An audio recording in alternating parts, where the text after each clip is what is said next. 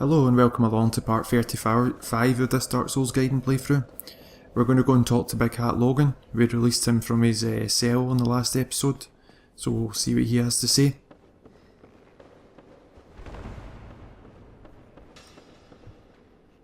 Hello there. I was expecting you. This place is truly magnificent, more than expected even. As promised, I shall share the new sorceries with you, and the secret of Seath's immortality.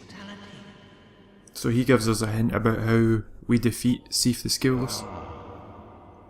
The secret of Seath's immortality. If you have fought him and were imprisoned, you must know that Seath is a true undead. Different. Either that suggests that he fought him as well, and suffered the same fate as we did when we fought Seath for the first time we were in prison. His wounds closed promptly, and no mortal blow affects him, granting true isolation from death. It is an effect of the primordial crystal, a sacred treasure pillaged by Seath when he turned upon the ancient dragons.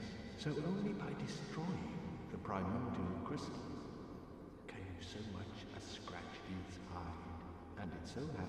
But on the other hand, he's aware of all these facts, so why would they have taken him on in the first place if you knew about the primordial crystal and whatnot? And he gives you the direction where to go next after you finish Nodrog's archives. So he's given us the means to kill Seath, and he's told us where to find him. Some would say Seath had an unsound fixation, but his work is a beautiful, invaluable resource. So like so many people that are bullied and I certainly bear no antipathy for that wonderful scale. are outcasts, they become very inward looking. They can become very bookish, and it seems not all people, that doesn't apply to everyone that falls under that category or that description, but yeah, Seath, being an outcast, started to look inwardly and to look outward into the world for knowledge and for understanding, and he became very bookish and became very intelligent and whatnot, before eventually becoming crazy. Anyway, to complete Big Hat's quest, you have to buy all of his spells. You don't have to be intelligent. You don't have to have pumped souls into intelligence to do that. And I believe it costs about 200,000 souls to buy all of his spells and sorceries. And eventually you talk to him again, and you start to notice that he has tics in his speech, and then he's becoming mad himself. So the process of going over Seath's work has driven him mad. I actually die here. I've included this just to show you how much concentration is important in Dark Souls. I forgot about the guy coming behind me. I forgot about the archer and whatnot. And you'll see it's actually the archer in the bookshelf down there. Don't look over my shoulder. It was his. You know, that's how precise Dark Souls is, and that's how much attention to the environment you have to pay in order to succeed in this game. Otherwise you're a dead man walking. So the reason I'm going back the way instead of going into the garden of the Duke's archives is because I want to pick up the soul item that we forgot to pick up in the area with the Picasses. And I actually didn't know this. I didn't know that a door existed in the room with the bonfire in the 3 crystal hollows. Until I read about it recently. I'd spotted that there was an item in a ledge, and I didn't know how to get to it, so I went and did some research, which basically entailed typing some words into Google, and I found my answer in GameFAQs, I think. This is quite a challenging area, I think, because you've got the channeler shooting at you, you've also got the archers, and you've got the hollows. Come round here and take this archer out instantly. Listen carefully. I'm not sure what he says there, but you can hear them uttering their incantations at other points in the Duke's archives, and apparently, because I was really interested in finding out what it was that they were saying, and apparently these channelers are actually using a sound file from Demon Souls, I don't know how they're able, the channelers still shooting his soul speed at me even though I'm outside here. Anyway, so yeah, apparently it's a sound file from Demon Souls, from Lord Ridiel. You might remember him from the Tower of Latria. He's imprisoned in a cell, and when you talk to him eventually he starts to, apparently his words are that you can retrieve an article from his corpse. That's the motivation he gives you for helping him.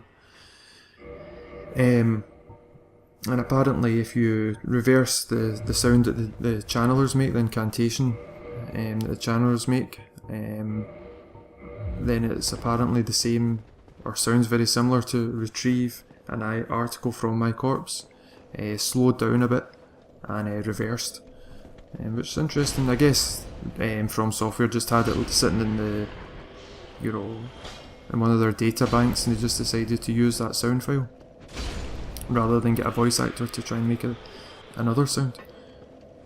Anyway, I'm just going to cut this video here. You just take these 3 hollows out. This is where you get the exit the door to get to the soul item. You fall off the ledge and it basically just takes you to the soul item, and it's only 5,000 souls. It's the soul of a brave warrior, but I wanted to show you how to get to it anyway. You use the prison extra key, which is the one that you get as you're descending down the staircases towards the Picassus. So just out to the right here, make sure your health's topped up. I have a bad habit of falling off of things and not doing that. And if this was Dark Souls 2, I think that fall would have killed us without the silver cat ring. Anyway, it's not really worth it. It's not worth coming back for, but I just wanted to do it anyway. So what we'll do now is we'll go towards the Crystal Caves and the ultimate area where we fight Seath the Scaleless. If you haven't picked up Prism Stones, I would suggest warping back to Firelink Shrine and visiting the Undead Female Merchant in the sewer tunnel nearby to get these Prism Stones. Especially if you're wanting to get, you pick up 20 here, but if you're a build that's looking for the blue Titanite slab, I would recommend having at least about 30 Prism Stones. Or if you're just basically nuts, you don't need any Prism Stones, and you'll see what I mean later on, once we get into the Crystal Cave. So we've got more of these blue golems. These guys are susceptible to strike damage and resistant to magic. And strike damage is basically anything that's like a hammer type weapon. And there's quite a lot around. There's quite a lot around here. I just struck my arm off the table. It's quite sore actually. Yeah, there's quite a lot of these crystal golems around here, and there's a golden one over there as you've seen. And you'll remember that the last time we encountered a golden golem, an NPC was inside the crystal part of their head, I guess it is, or the thing that comes out their back. Faces can be quite deceptive in Dark Souls. I always thought the big crystal at the top was his head, but it's not. It's like, further on down. And it's the same with, the cursed frogs, the basilisk creatures. The big eyes are actually just, you know how in nature there are animals that basically use anatomical parts to distract predators or to lure predators in? It's the same with those basilisks. Their eyes are actually just a deception. Their real eyes are actually underneath and they're actually tiny. And if you type Basilisk Dark Souls eyes into Google, you'll see that. It's quite freaky actually. Anyway, we've got 3 more of these guys over here. And as you can see, that just goes straight through them because that's not their head. And I think these guys have a bit more health than the ones that we encountered in Darkroot Basin.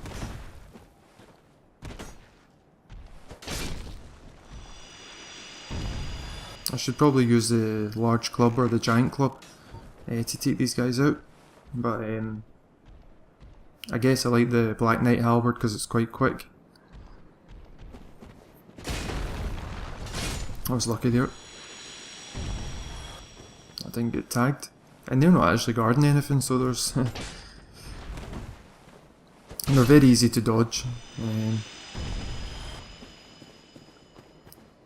So these guys are pointless, you know, unless you're trying to farm blue chunks. So here's the crystal golem, and pay careful attention to the...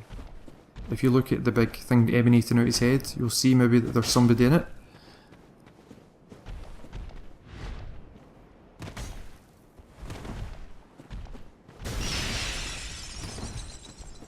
So this guy has more health than the one definitely in Darkroot Basin. And there we go. It's not Siegmeyer. It was you who rescued me. It's Siegland. Why, thank you. I am Siegland of Katarina. I don't know how I ended up in that crystal. It wasn't terrible in there, but I could hardly move. I must think of some way to repay you. So she uses a bastard sword, and her dad uses his Y-hander apparently. You wouldn't miss him. A suit of armour just like mine. We have seen your father, and just say yes to her. Thank goodness. I knew he was here somewhere. Well then, now I must find him. Thanks again, truly. Now if you'll just stay put and keep out of trouble. So I wonder who came looking for who. I wonder Well then, if Siegmeyer was here to find her after she disappeared after the Seath, one of Seath's channelers snatched her up and put her in one of these crystal golems, or if it's the other way around, like she says, she's looking for her dad. I guess it's probably more likely that she's looking for her dad. Good to know that that one-shots him, that heavy attack. And down here we'll pick up the crystalline armour set, and I think it has good defences, but like crystal weapons, the durability problem is an issue. After the durability is done and the armour breaks, you can't repair it. Anyway, this is the way to progress in level, down here, and this is one of the most interesting areas I think in Dark Souls.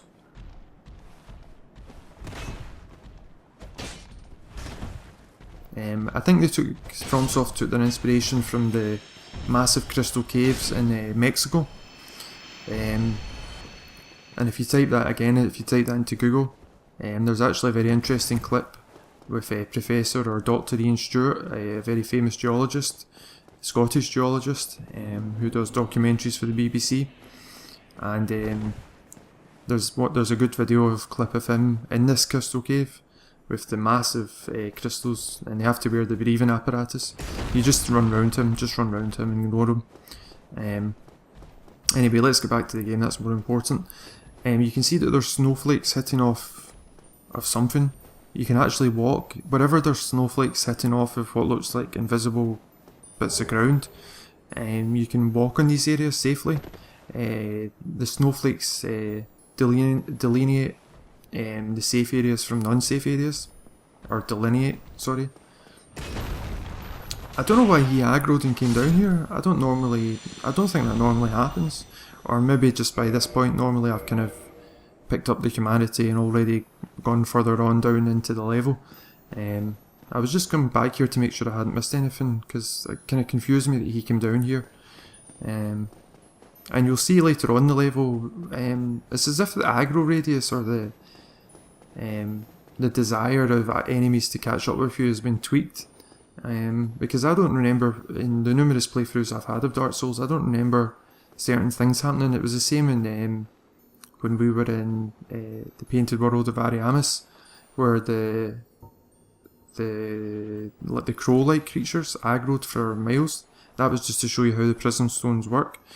You throw them onto the ground, and if they break and produce a colour, then you're safe. If they fall and a noise, a female scream appears, then it's unsafe and you're going to fall to your death. Just run past that guy, and then come down here, and then fall down here, and then quickly turn round, because there's a few crystal lizards. There's 3 crystal lizards in here. I didn't actually know you could kick them and do that. That was an accident, and it was a good accident because it worked.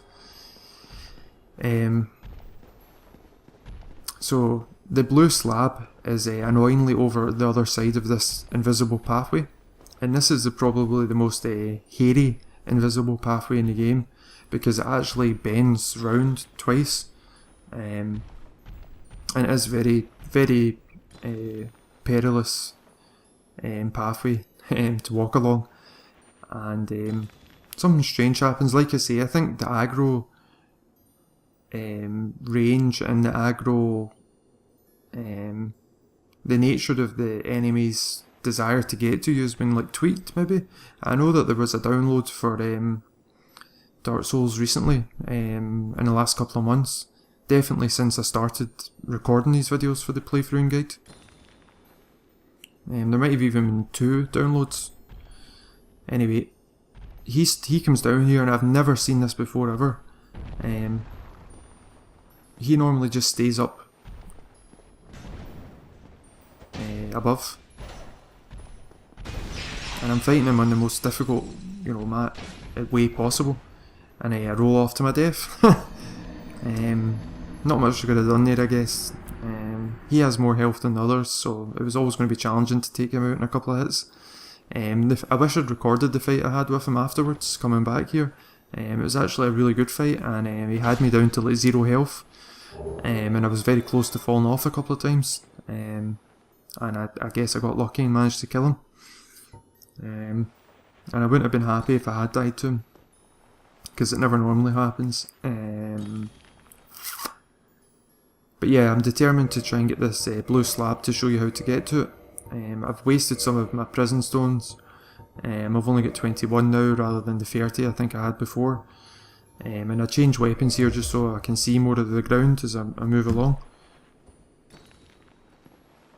And I know my souls are there, so you think, well, you can just run forward and get them, but, it's still risky doing that, because there is a turn. But I know it's further up ahead, but still want to be very cautious here.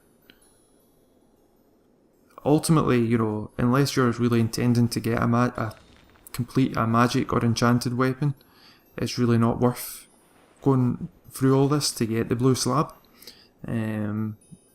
So bear that in mind. It is a blue slab, and it's not really worthwhile if you're not intending to build, if you're not building a character that uses magic or enchanted weapons.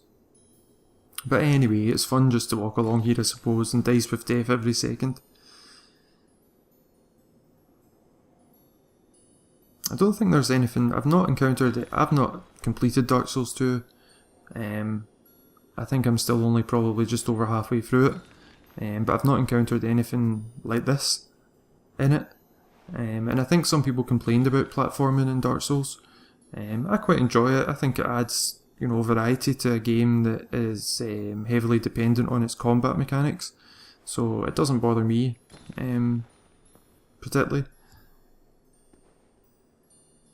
I love having that sensation of sweating palms. So somebody is very kind. I should have uprated this guy's message, should have rated it. There you go. That's the signal you get to inform you that you're going to fall to your death if you can carry on forward. I should have rated that guy's message. Oh, I did. I didn't think I did, but there you go. I did. And I'm glad they changed it for Dark Souls 2 the way that you do it. That it's much easier to do it in Dark Souls 2. The one thing I don't like, and this is a spoiler for one of the mechanics, so don't listen for the next couple of seconds, is the fact that some people put the orange soapstone signs down in front of illusory walls, and unlike Dark Souls 1, the illusory walls require you to press a button rather than hit the wall in some circumstances in Dark Souls 2. Anyway, we're close to getting this blue slab now, and once we do, we then have to make the journey back, and if we had more prism stones it would have been easy to make the journey back, but you'll see that I run out of prism stones in a second, and that leaves us with kind of like a gap between the slab and getting back onto the path. So there we go, there's another death. I'd be interested to know how many people have died in this pathway. It must be disproportionately large with the rest of the kind of pathways that you get in Dark Souls. Because, when this game first came out, a lot of people wouldn't have been aware of the fact that that was a blue slab. and curiosity gets the better of you, and you become desperate to find out what an item is. I know that feeling from Dark Souls 2. I just went for it there. I had no prism stones left, and I thought I might as well just go for it. If I die, I'll cut it out of the video, and that'll be it. But then I thought, oh crap, I'm not going to be able to get back. Yeah, so you'll see what happens anyway. You can see there's a lot of moonlight butterflies in here, in this area, and you have to really go very close to them to aggro them. So they're not worth taking on. I'm not going to aggro any of them in this guide. I just don't think it's worth it. You know how to fight the moonlight butterfly by this point, so there's nothing new to include in the guide here in relation to them. There is another enemy type further up ahead here, and we'll see that soon.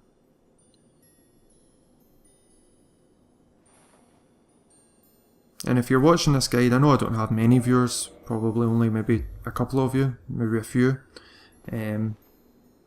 But I'd be interested to hear what you think of Dark Souls 2. I really enjoy it. I'm really looking forward to it coming out in the PC, to the extent that I'm thinking about stopping, my playthrough with my current character, because it's only a week until it comes out in the UK here.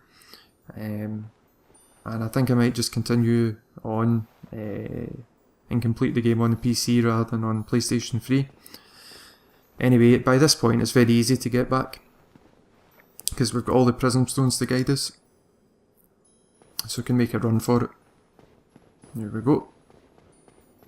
And yeah, probably, perspired about a litre of sweat by this point, all over my gamepad trying to get that item. And we've got one of the crystal lizards floating out here, don't know how he got there. You've also got that golden golem underneath. I would just ignore fighting him and just continue along this path. This is the way to progress through the level.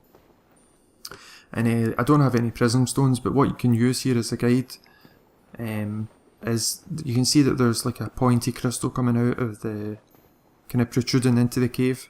You'll see it as we get closer. Anyway, you just kind of aim for the dull part there, and then there's the protrusion coming out of the area. So just aim for that. I take off the Ring of Sacrifice now because I don't mind, and I put on the Ring of Fog, and the reason I put on the Ring of Fog is just to decrease the possibility of aggroing that moonlight butterfly. And you want to pick this item up because this is 10,000 souls. Soul of a Hero.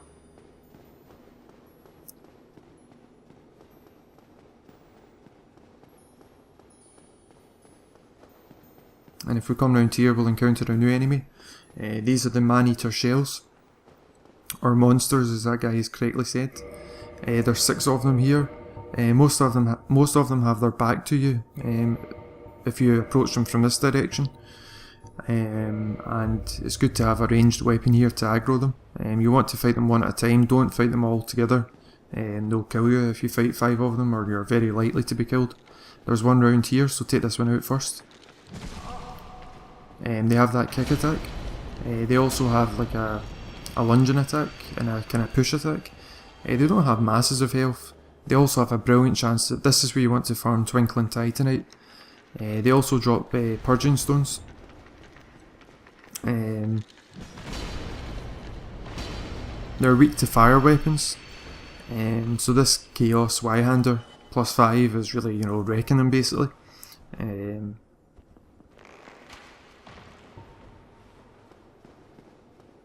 So we'll take this one on.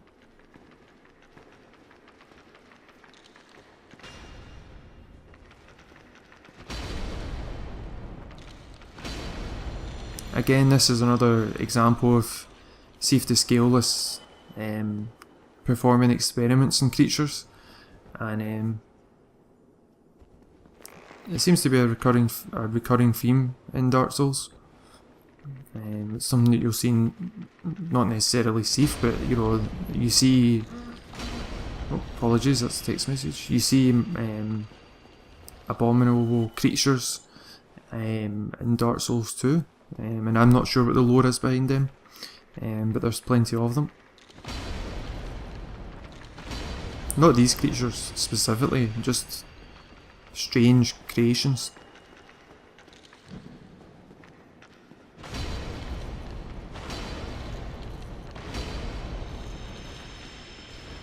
and you can see that if you look further down, somebody's been cursed down there.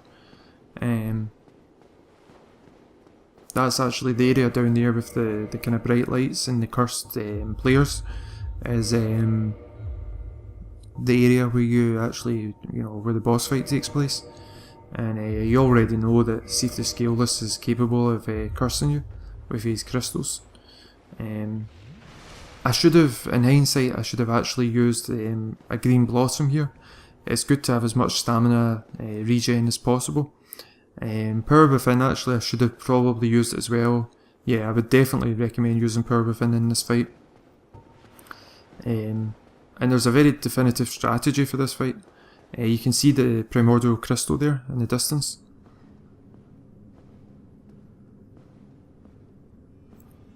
Seath is actually weak to lightning and fire weapons.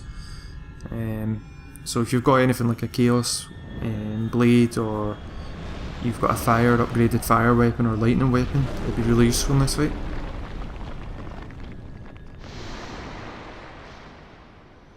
So we're going to put the Scaleless Dragon out of his misery. It's a strange noise, that one. It sounds more like a pig rather than a dragon. So turn around instantly and take this crystal out. And what you want to do is get these kind of dual tails either side. You just want to basically lay into them as much as possible. And that's the strategy for this fight, is to keep hitting them and keep moving with them.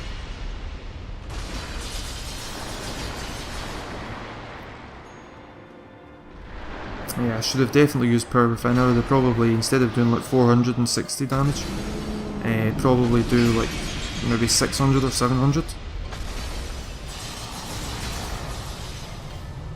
But it's a very straightforward fight.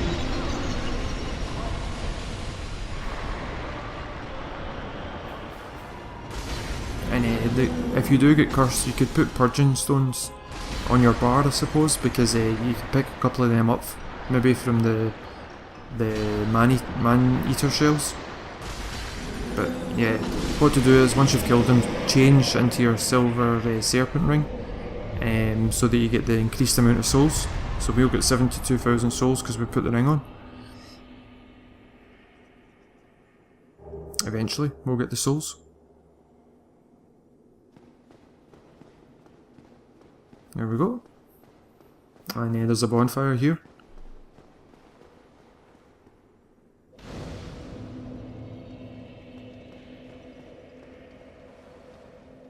And that's it. That's Seath the Scaleless. Not a particularly difficult fight.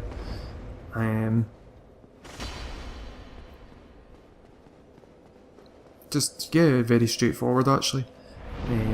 And he's one of his souls is one that goes into the Lord Vessel to satiate it. So yeah. By this point you should be kind of, if you've been putting your souls into building your character's stats up, you should be pretty overpowered at this point anyway.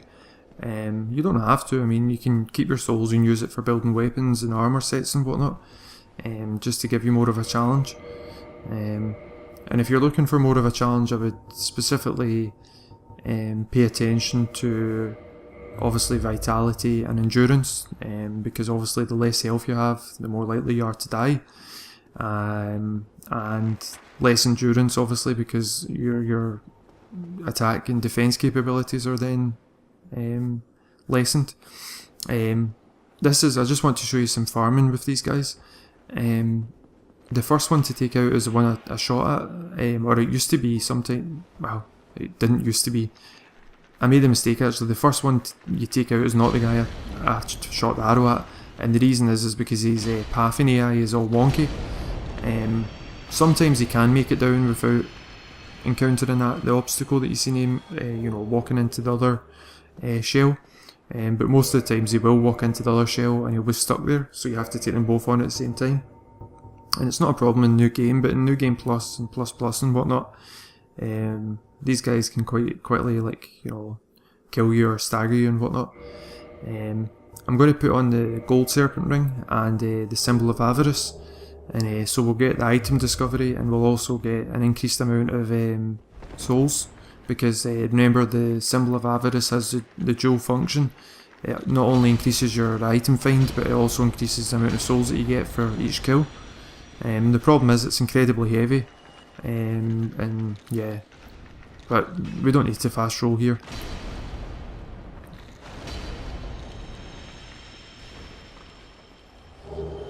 So yeah, these guys have a common chance to drop Twinkling Titanite. And Twinkling Titanite upgrades items that are kind of like unusual items, things like Black Knight halberds and things like that. And also the Purging Stones. And it's kind of a bit late to get these specific items because we're out of the depths now. Although actually there will be one other area that we'll need them. Or we don't need them, but they could come in useful. And that's in the Great Hollow, because we'll be going there later on in the playthrough.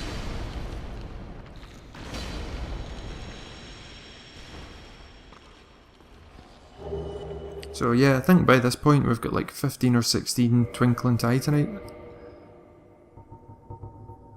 15, so I mean, that's more than enough to definitely upgrade quite a lot of items. So we'll just go back to our normal rings at this point. I'm glad that in Dark Souls 2 you've got 4 ring slots. It definitely makes a big difference. Makes character creation more versatile. Yeah, and it's a good inclusion, and I hope if they make a Dark Souls 3 or a Demon Souls 2 or whatever, that they keep that in. I think maybe they could actually have included a ring that gives you a 5th ring slot. No, that doesn't make sense, because you're just waiting. Maybe it gives you 6 ring slots. Does that make sense? I don't know. Probably not. Anyway, we'll talk to Ziegland.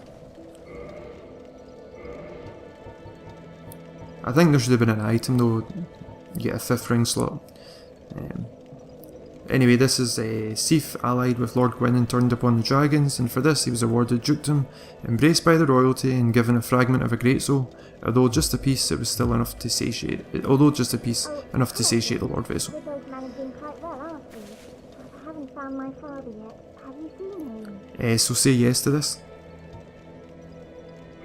Really? And she'll go to somewhere or other. So I hope this episode's been helpful. He has a knack for that. If it just stays put. Thanks for watching.